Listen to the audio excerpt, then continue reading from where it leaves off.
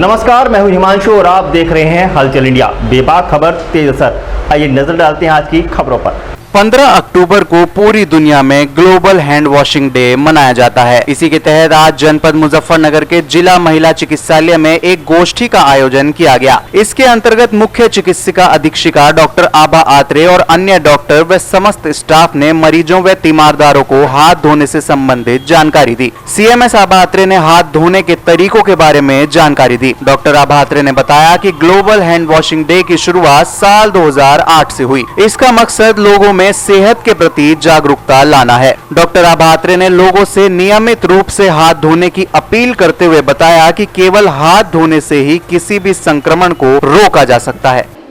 साल 2008 से तकरीबन पूरी दुनिया में ग्लोबल हैंड वॉशिंग डे मनाया जाता है और इसका मकसद है लोगों को जागरूक करना और सचेत करना, क्योंकि हाथ धोने का सीधा संबंध हमारी सेहत से है।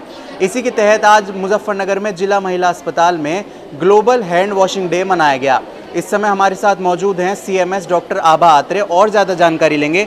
मैडम, किस तरह से आज ये कार्यक्रम को पूरा किया है आपने और कैसे लोगों को जागरूक किया है हाथ धोने के लिए? देखिए, आज ग्लोबल हैंड वॉशिंग डे है और इसमें सारा उद्देश्य यही है कि जो हमारी जनता है, जो पब्लिक है, जो भी हमारे यहाँ लोग आते हैं, उनको हाथ धोने के महत्व के बारे में पता हो कि केवल सिर्फ और सिर्फ हाथ धोने से ही हम बीमारियों को अपने से कितना दूर रख सकते हैं।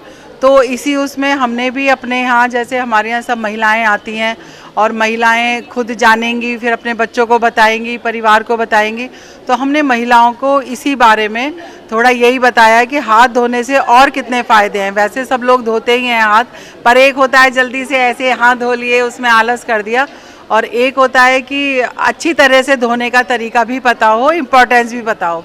तो हमने अपनी सारी जो हमारी महिला मरीज आई हुई हैं इधर OPD में, तो उनको हमने यही सब बताया कि आप हाथ धोना खुद भी मतलब करें और अपने बच्चों को भी सिखाएं, इसका महत्व बताया, और जो सही तरीका था हाथ धोने का वो भी उनको बताया। और अच्छा, तो जैसे आपने हाथ धोने का जिक्र किया कि कई लोग बहुत जल्दबाजी में हाथ धोते हैं, तो दिन में किस तरह से कितनी बार हाथ धोने चाहिए, क्या तरीका है, अगर आप हमारे दर्शकों को बताएं। नहीं, हाथ तो जब भी आप बाहर से घर जाते हैं तब धोने चाहिए, जब भी आप खाना खाते हैं अपने हाथ धोने ही चाहिए, जब भी आप बाकी चीज़ों में, तो जब शौच वगैरह जाते हैं सब लोग हाथ धोते ही हैं, लेकिन कभी भी आप कहीं भी, क्योंकि हाथ हमारे हर जगह टच होते रहते हैं, तो ज़्यादातर आप भाई बाहर से जाओ तब ज़रूर धो, और जब आप अपना खाना नाश्ता जो भी करते हैं उससे पहले हाथ ज़रूर धोने चाहिए।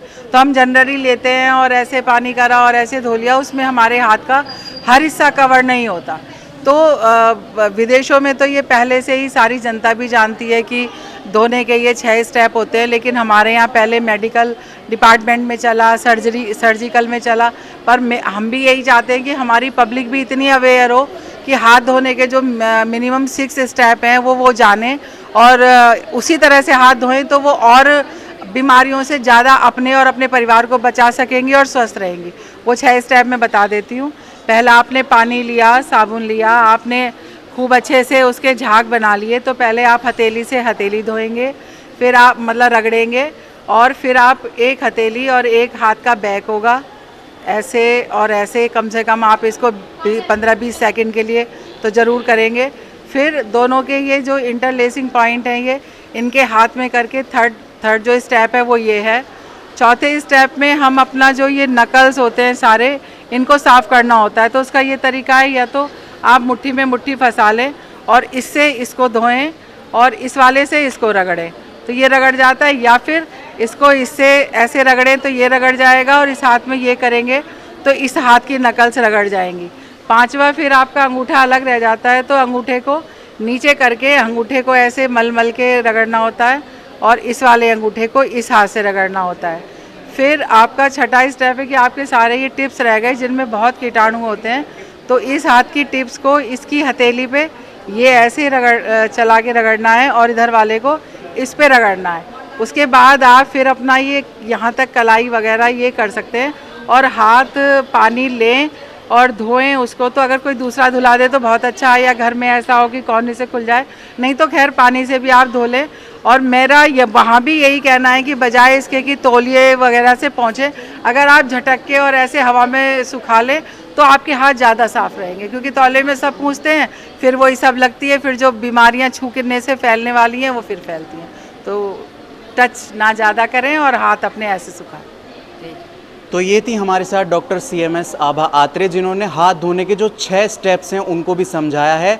और यही आज जिला अस्पताल, महिला जिला अस्पताल मुजफ्फरनगर का मकसद भी है, क्योंकि हाथ धोने का सीधा संबंध हमारी सेहत से है। और बीच में हालांकि कोरोना महामारी आई, लोग काफ़ी सचेत भी हुए, लेकिन उसके बाद कहीं ना कहीं फिर ढिलाई देखने को मिलती है। और हाथ हमेशा धोना हमारे शिष्टाचार का भी एक हिस्सा है। ग्लोबल हैंड वॉशिंग डे पर महिला जिला चिकित्सालय का ये प्रयास। हलचल इंडिया के लिए मुजम्मिल अहमद के साथ अंश शर्मा।